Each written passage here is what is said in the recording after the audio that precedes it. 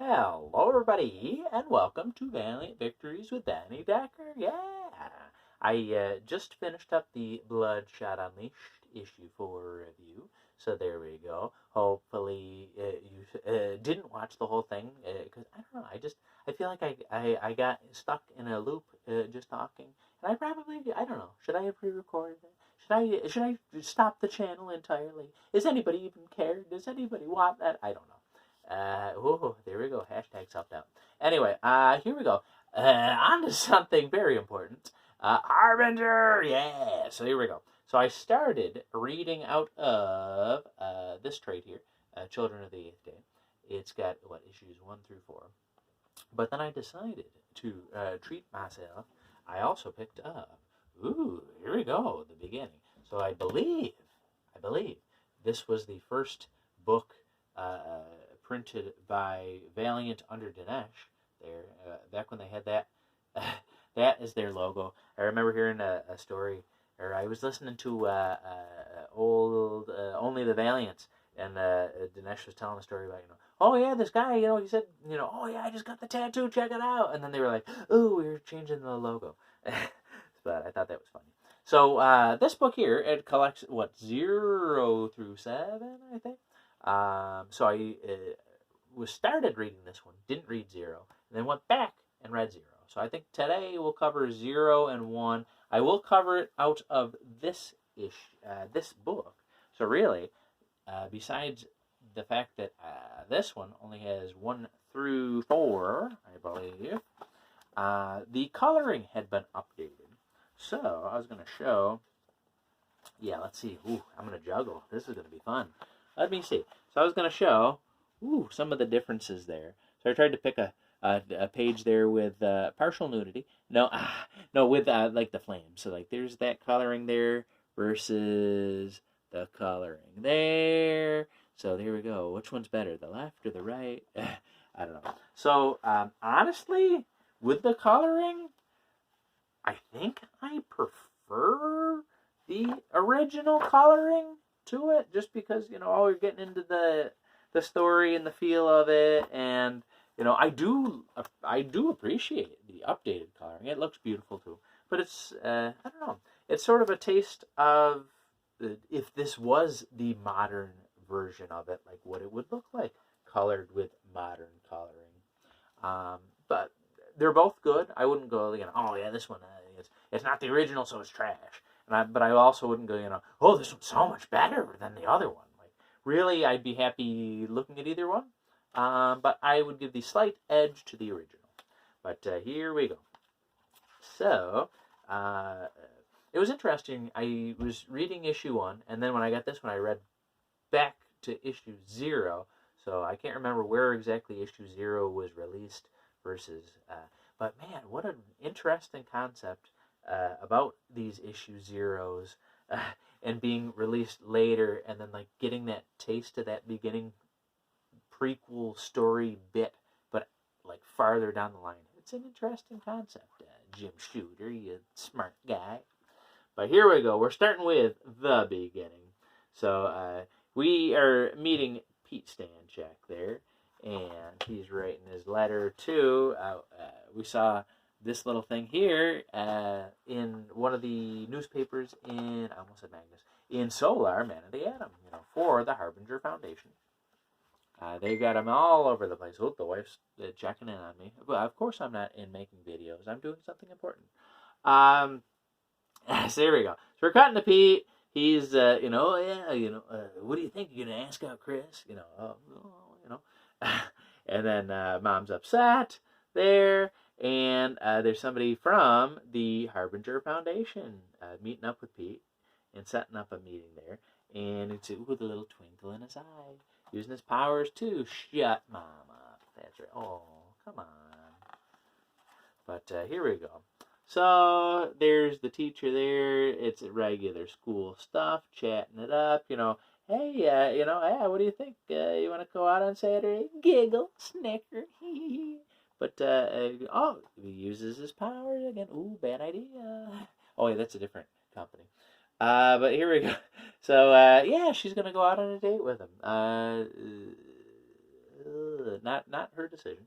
But anyway, after school, there we go. So they're coming to pick Pete up, and we meet what was it, Eel and Eel and I can't remember. But we learned that they are hench people. Is that a word? Henchman? Is henchman gendered? Oh, I don't know. But here we go. And we're cutting to Toyo Harada. He is taking a look here. And he's saying, yeah, oh, you don't need to get involved. We got this under control. And Toyo's like, no, I'm getting involved. So there we go. Son. There we go. But there's Joe, his friend. Oh, yeah, there's bad news. And you're just jealous. There we go. But so then she gets out and beating Joe up a little bit there for getting in the way. And, levitating car, oh, yeah, what's wrong? You can usually lift a lot more than that, well, I don't know. Maybe I need a break from all this. I don't know. Apparently Pete's having doubts about us. Oh, there we go. So we can see the rift starting here. Later that night, Pete, hello, you're getting into things. But then he admits, oh yeah, I might have been using my powers. So he gets kicked out. And he's going to go check out Joe. But Joe's dead. Oh no, Joe's dead, no. There we go. So there's Pete there. They're getting him checked out. And he doesn't. He's trying to call Chris. Chris is going to meet up with him there, and oh yeah, what was it, Rachel? Oh yeah, Pete, you're okay. We're definitely not going to shoot you in the back of the head if that's what you were thinking. We definitely won't do that. But then, look at that page. That's a page right there. So this is the Zero issue is not in the other trade, but I would be interested to see how this explosion is colored versus the other one. But there we go. And there's, it must have been something in the back of his head just protecting him. He didn't even know what was going on. But there we go. And it's cutting. They are on their trip there. And it leads perfectly into issue 1.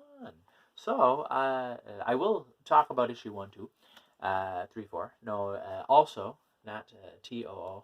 There you go. But issue 0. What did I think of issue 0? Yeah, I am familiar with the 2012 Harbinger. So this is the first one because I dipped into Magnus and Solar, and I didn't have any framework for them, and I appreciated those series. But I have read, it's been a while, probably since, I don't know, 10 years, 9 years, 8 years, something like that, since I have dug back into the original Harbinger.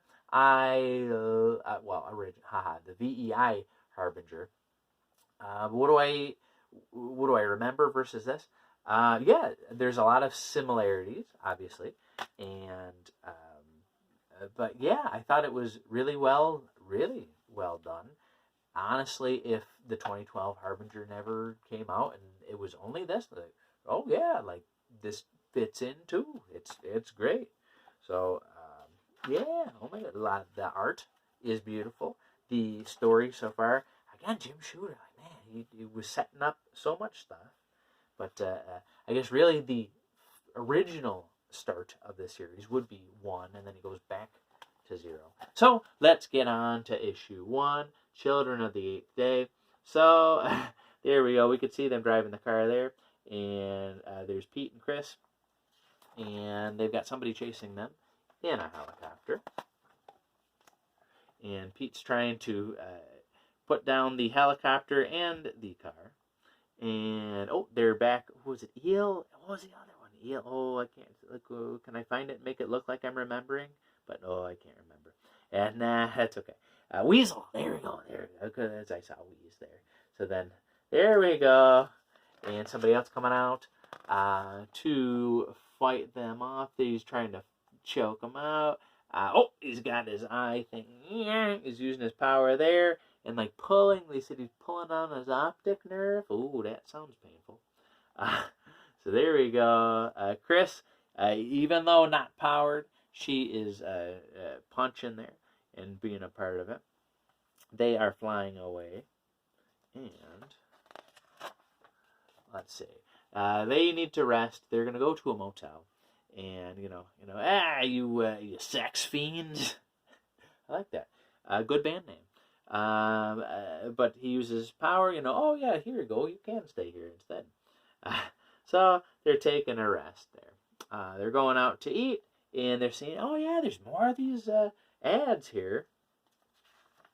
Well, we gotta do something. They're gonna kill people. What are we gonna do? And they break into a post office. They say, that might be a federal crime, Pete. But so they get all of the letters that were in the P.O. box for the Harbinger Foundation. They're bringing them back and reading them, and there's a lot of, oh yeah, this is, kind of funny stories, but nothing too crazy until we find one about Faith Herbert. There we go. So another character. So I guess I probably should have said it in the 0 issue. We had a lot of the same characters that were in the 2012 series. Joe was in there, and Pete, and Harada, and Chris, and now we're getting Faith. So lots of similar characters here. It would appear in this series that Faith's parents are alive. Which I'm going to try to remember any of the details that I can from the 2012 series. So there we go. Oh yeah, come on in. And they bring Faith brings Pete and Chris up to her room, and she's got her short boxes. She's got her Star Wars stuff. She's got Star Trek stuff, and so very similar that she's a nerdy person to the 2012 series.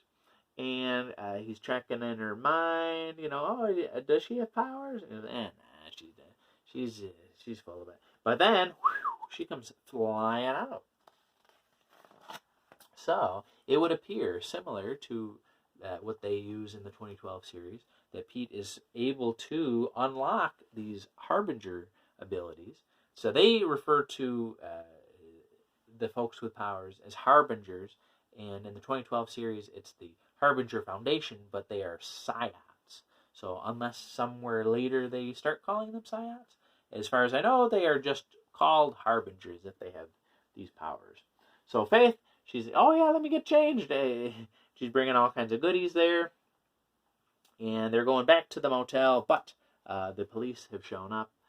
So they're ending up in a salvage yard. I love all the descriptions of where they are. And again, with the times, I like the times. That it's not, 1:40. It's 1:39. I like that.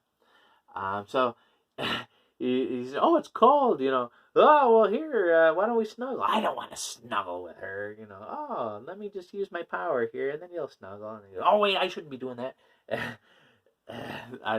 So I like that Pete was catching himself doing it and admitting it, because really he doesn't need to admit it, but he is admitting it. So there we go. They're chatting it up there, and they end up kind of snuggling anyway. But Chris, I can't remember if this is where Chris, you're not going to use your power on me, or I'm going to kill you. So there we go.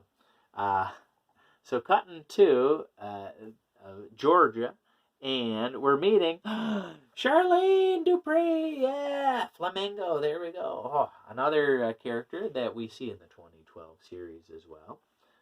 So he's busting in there, starting some trouble there, trying to head off Charlene and bring Charlene back to, they call it later, the harem, yeah. Oh, yeah. Pete, you seem to be picking up ladies. Really? How about that? So they bring Charlene back. She's kind of ditzy, not a whole lot going on. It sort of insinuates that she might be promiscuous and only wears pink, and so here, but she's showing off her powers there. She is burning the clothes right off of her body. I'm not complaining, but here we go. So, Faith, I got something you could wear. Here we go. But they're realizing that they need to work together and assemble a team. So they're finding, Chris is saying, oh, there's this one here, this Torkelson guy.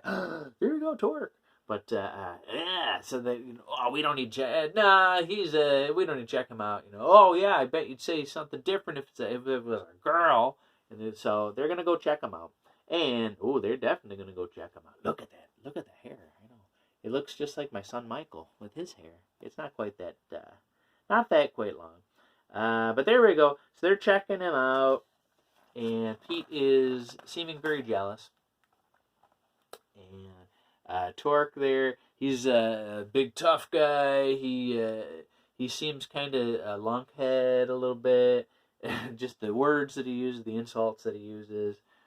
There we go. So they're taking off, and later it's showing them up at the campsite there that they got going on. And I thought it was very odd, like in the earlier. Oh, it's so cold. We got to snuggle for warmth. And Torque's just no shirt. But I guess if I looked like that, I wouldn't wear your shirt either. I know I'm wearing 2 shirts today. I'm that bad. But so seemed like it was cold. Charlene as well, kind of not dressed appropriately for how cold it might be. So they are becoming fast friends, and Torque, he's checking on Chris, and they can both kind of feel each other out in terms, you want to make it seem like you're this tough guy and that you don't know what you're doing, but you know what you're doing. And, oh, well, you want to be like this ice princess, but that's not really you either. So they sort of understand each other until Charlene gets, oh, you're trying to take my man, you take my man. So then they start fighting. Pete comes in to stop, and this is where Pete looks into Torque's mind, and he's discovering, oh, I was wrong.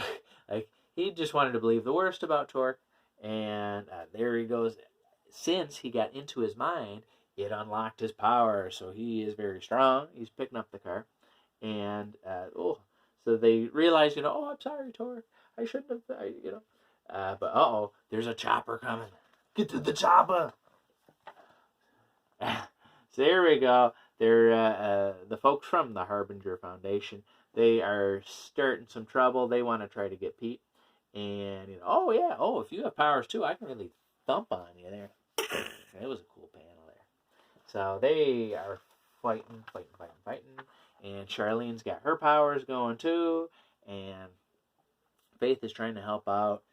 We got somebody, was that in the helicopter there? So they're fighting, taking each other out there pretty much. Well, and the helicopter is exploding, and the guy on the other end, you've gone across the Rubicon. You're starting this war. We're gonna get you. Don't worry. Don't call us. We'll call you. We're gonna get you. And Chris is not doing too well. Everybody's taking a little bit of abuse. And now the Harbinger Foundation is after them. So there we go. Wow. So that was issue 0 and 1. But my goodness, there's so much going on. Again, I think they kind of took, in the 2012 version, took that issue and stretched it out into the entire arc, which is sort of like what I was saying for Magnus and Solar, where it's like each issue could be its own arc if this was the modern telling of it. So what do I think? It's weird because I started off with the 2012 Harbinger, and now I'm getting to this one. I thought that I would have stronger feelings about one or the other. It'd be like, oh yeah, 2012, that was the first one I read, and I really loved that one, and this one's not as good. Or this one, whoa, this one blows it out of the water. Honestly, they're both great. Like, oh, there we go. I'll make everybody upset by not having an opinion that goes either way. But no, they're great. The changes that they made for the 2012 series, it stays very true to these characters, but then with little tweaks. Like in 2012, Joe and Pete are taking drugs, and in this story they're not. I think I like the drug thing a little bit better. It makes sense that, oh, he's got all these voices in his head, and that would be how he deals with it. So it's a little bit deeper. But Faith, she has her powers. She's nerdy, but then in the 2012 series, it's because her parents were dead and they were geeks too. But I don't know. But I guess it's not completely fair to judge the 2012 series, what I know about it in its entirety, to only 2 issues of this one. But what I'm saying is, I like them both. I think they're great. Charlene, I do know about, I won't spoil it here, I do know about, in the 2012 series, there's a major character death. And in the original series, there's a major character death. And they are not the same. I know about that already. So I will touch more about that later. But yeah, it's, again, like, Jim Shooter, what, your brain? I just want, kiss the brain. It's a beautiful start to a really good series. Oh my goodness. The art is great. The coloring, I know, is different. The new coloring on the old art is beautiful. It makes it look more like a modern book, but it's got this great storytelling, and it's that compressed storytelling where you're getting so much. We meet all the renegades in the first issue, but it didn't feel rushed. Like, they still felt like they were fully fleshed out characters in the one issue. I am surprised. Like, I got about 3/4 of the way through the issue. I went, wait a minute, did they not put the chapter breaks, like the issue breaks in between? I go, oh no, this is still the first issue. Oh my goodness, I couldn't believe it. But yeah, so all of the things that I know about the 2012 series, I think are either improvements, or if it is different, it was a neat take to make it a little bit different. But the heart of the 2012 series is right here. It's one of those, if it ain't broke, don't fix it. Like, you got these great characters. They are very similar. And it's not a ripoff, though. They didn't just, like Joshua Dysart had to sprinkle in his own ideas, but he didn't. I like that it doesn't seem like they changed stuff just to change stuff. Oh, what I mentioned? Should I? My next video I want to do. Oh, that's what I'm going to talk more about it in the next video. Oh, spoilers. But okay. Oh, I'll get to that next one because this one's very long, very long. But this is great. Dude, it might be too. It's a little too early, probably, for my power ranking of the series. But let's see. So Solar was my first favorite, followed very closely by Magnus Robot Fighter. If Harbinger was in here, I'm not even going to do it yet, because let me get through the first few issues and then I can see where it ranks, because I think I have my own 2012 Harbinger peppered in. I want to see how this original is compared to that, see where it's different, where it's the same, and then I'll put it in the ranking. So there we go. So you'll have to stay tuned for that idea. So I don't know. All right. But anyway, stay valiant, everybody. And let me try this next video here so you can see what I'm talking about. It's going to make everybody upset. Nobody's going to like it. It's going to be great. So, all right. I'll talk to you later. Bye, everybody.